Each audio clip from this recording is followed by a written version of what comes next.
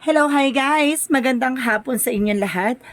This is Jim Pamasagara Channel, a faith healer, also mata reader. So ngayong hapon natatigan natin ang nagsasabihin sa inyo ng ating mga gabay. This is a weekly gabay for the month of September 9 hanggang September 15 for the sign of Gemini. So, Gemini, welcome to my channel. Ano kaya ang messages, advices, and spirit guides ang ating masasagap for today's video? Kanino naman kayang energy or kaganapan sa buhay mo ang ating mahagilap? So guys, this reading is a journey reading lamang, hindi lahat makaka-resonate. Kunin lamang po makaka-relate sa inyo and comment down below kung kaninong energy ang ating nasagap. And of course, don't forget to like and subscribe my channel and hit notification bell for more videos update. Sa mga hindi pa po nakakapag-subscribe sa aking channel, please click nyo na po sa subscribe button dyan sa baba for all bell para updated kayo sa mga videos na i-upload natin every time in every moment. So guys, kumapit-kapit ka dahil ito na mensahe sa iyo ng ating mga gabay. Angel Spirit Messages, ano ang pinaka-mensahe sa iyo ng ating mga gabay? Gemini,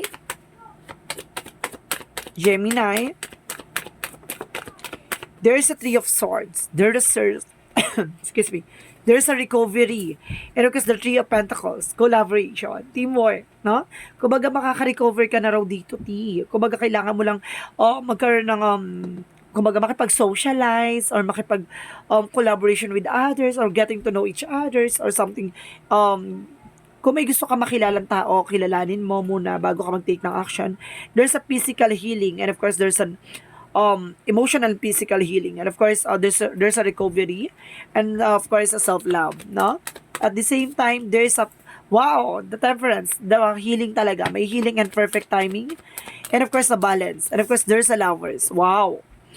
Meron ditong about sa healing for a love life, no? Ito yung magbibigay sa'yo ng totally heal. Additional messages. Okay, there's a Five of Cups. There's a regret, failure, disappointment.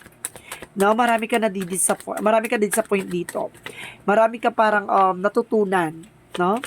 And of course, what is additional messages? And of course, the Ace of Wands, there's a new beginning coming in for you, and a new project, new inspirations, and of course, new opportunities, growth, and of course, potentials for energy, creative sparks, no? Kumbaga, what is additional messages for the Three of Swords in reverse? There's a Five of Pentacles. Makaka-recover ka na about sa finances. Nagkaroon ng financial loss before, so this is a recovery. And because there's a Nine of Cups, there's a wish fulfillment. Matutupad mo itong mga pangarap mo. Kumbaga, kailangan mo lang magkaroon ng collaboration with your partner or with your loved ones, no? What is the Temperance? Okay, thank you, Angel Spirit Dami. Okay, there's a Queen of Swords. There's an information na magbibigay sa'yo ng mental clarity or bigger feature of yourself. Kumbaga, tanaw na tanaw mo na ang magiging kahihinat na ng eksena. At the same time, there's a tower moment, there's a sudden changes, and of course, kumbaga, magkakaroon ka ng reveal about sa relationship, no?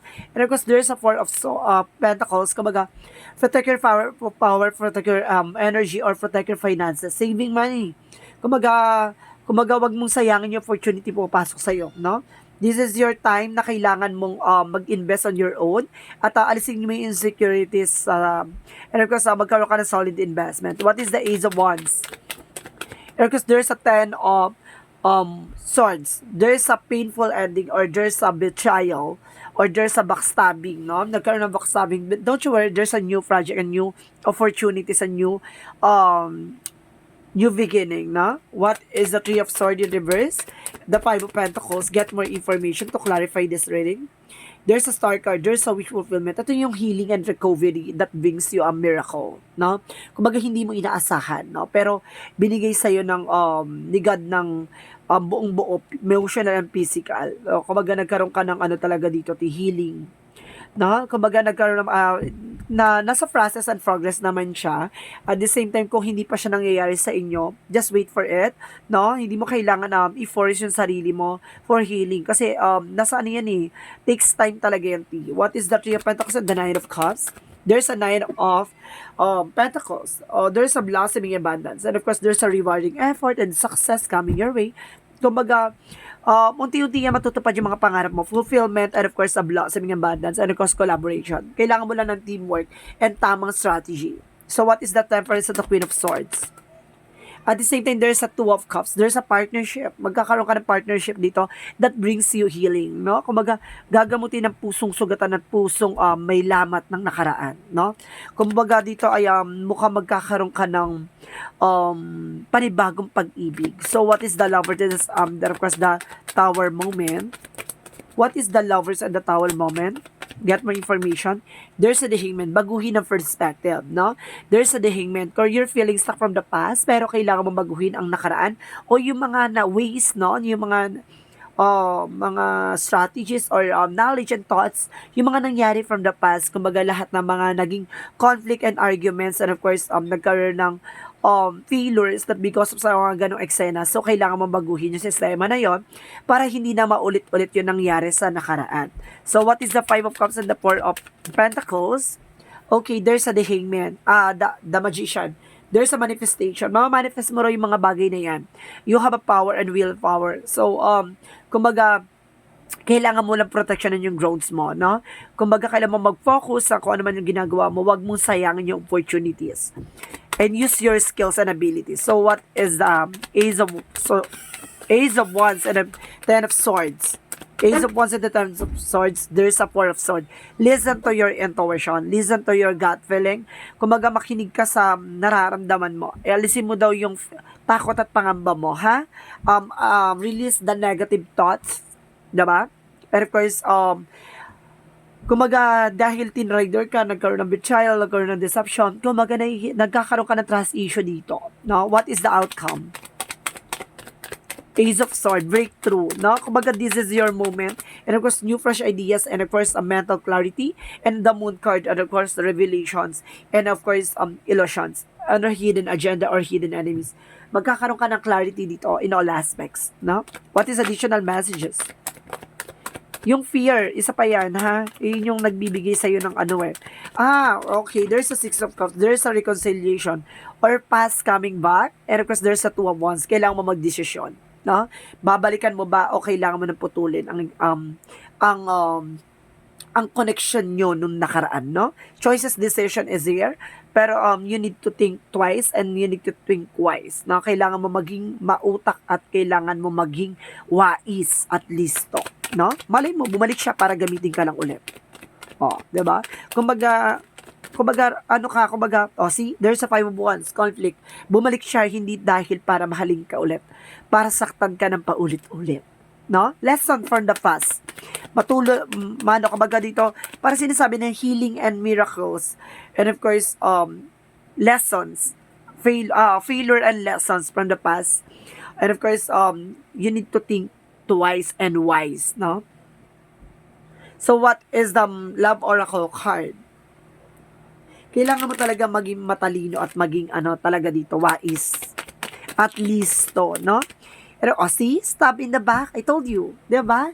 Nagkaroon ng backstabbing, nagkaroon ng heartbreak, pain, deception, kumbaga, depression, separations, and of course, deceptions, shocking attack, bigla kang pagbabago, bigla kang sinaktan, tapos paulit-ulit, gusto mo maulit-ulit, and actually, there's a breakup and separation. Stop the pattern, no? Kumbaga, no? Kailangan putulin na yung kaugnayan, di ba? Gusto mo bang maulit na masaktan at paulit-ulit kang paglaruan? Ganon. Kailangan mo nang pakawalan. Maging mautak-ati. Maraming tao, maraming babae, maraming lalaki, ano man ang gender preferences niya, maraming magmamahal sa'yo in any gender preferences. So, what is energy? Energy is 7th chakra Archangel Uriel, no? Sinasabi ni Archangel Uriel dito, tutulungan kanya by financial, no? Si Archangel Uriel kasi ang naka-in charge for financial. And of course, there's a temple of fire, there's a discoveries. Marami kang madidiscover sa sarili mo, even sa mga pinagdaanan mo. At the same time, there's a journey. See? Journey is, kumbaga, pagdadaanan mo, no? Yung pinagdadaanan mo. And of course, what is the Montology? confident is your key to success. Kailangan confident ka, T, no? Na, T, crush ako. Diba? Maraming magmamahal sa akin. Huwag kang ano dyan. And of course, a new romantic cycle begin. Diba? Ito na yung magsisimula ng panibagong yugto at panibagong pag-ibig na titibok-tibok. Charis. So, let's see what is additional messages. Yung alam mo yung nagmahal ka, sinaktan ka, magiging marupok ka pa ba? 'Di ba? Kung makikita mo na at mahahanap mo naman yung para sa'yo talaga. Ay, hintayin mo bang saktan ka ng paulit-ulit para matauhan ka? And of course, there's a fear, no? Or some of you baka natatakot, no? Baka na matatakot ka na baka magsisi ka sa huli. No, hindi. Oh, there's a fear and regret. I told you. Sabi ko na there's a regret.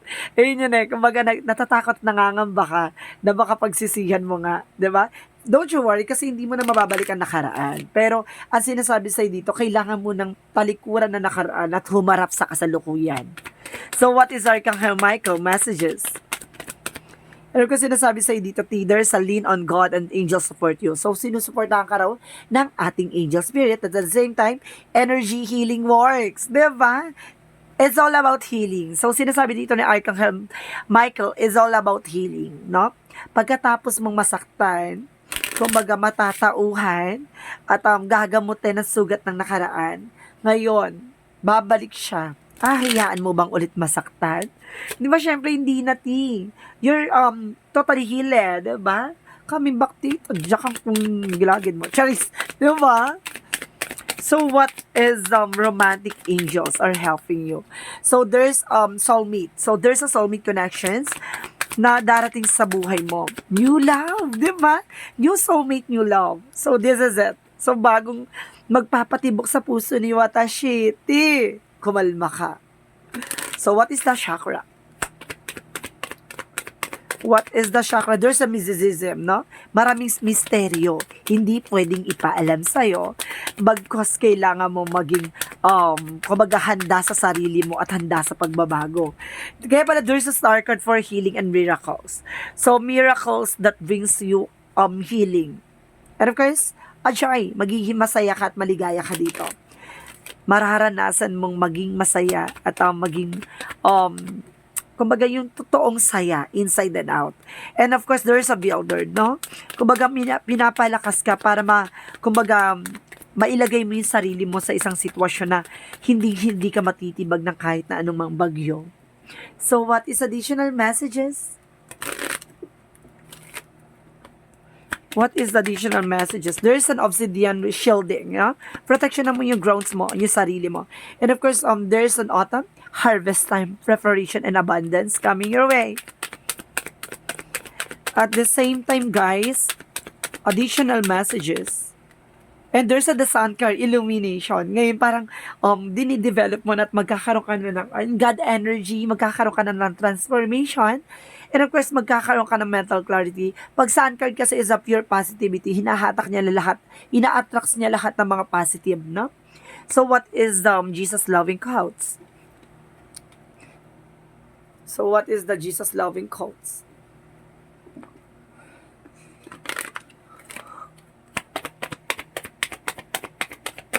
Okay, well done. Do good that's faithful servant. See? Tapos na, tapos na yung laban. So, maging ka na lang, maging totoo ka at maging tapat ka sa tao o sitwasyon na kinakaharap mo.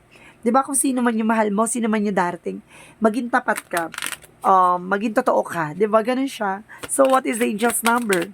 There's a 333. So, I am powerful. So, you are being powerful in all aspects. At the same time, you are being called upon to use your spiritual gift.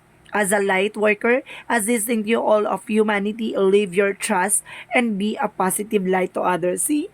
Kumbaga, sinubukan ng trust issue dito pero hindi yan dahilan para mawalan ka nagtiwala sa bagong mamahalin mo. Diba? Kasi magkaiba sila ng magkaiba sila ng pagkatao, 'di ba? Magkaiba sila ng katangian, ng personalities. Kaya hindi porkit sinaktan ka ng nakaraan mo ay sasaktan ka ng kasalukuyan mo. 'Di ba? Maaring palpa ka sa una pero bumawi ka sa pangalawa.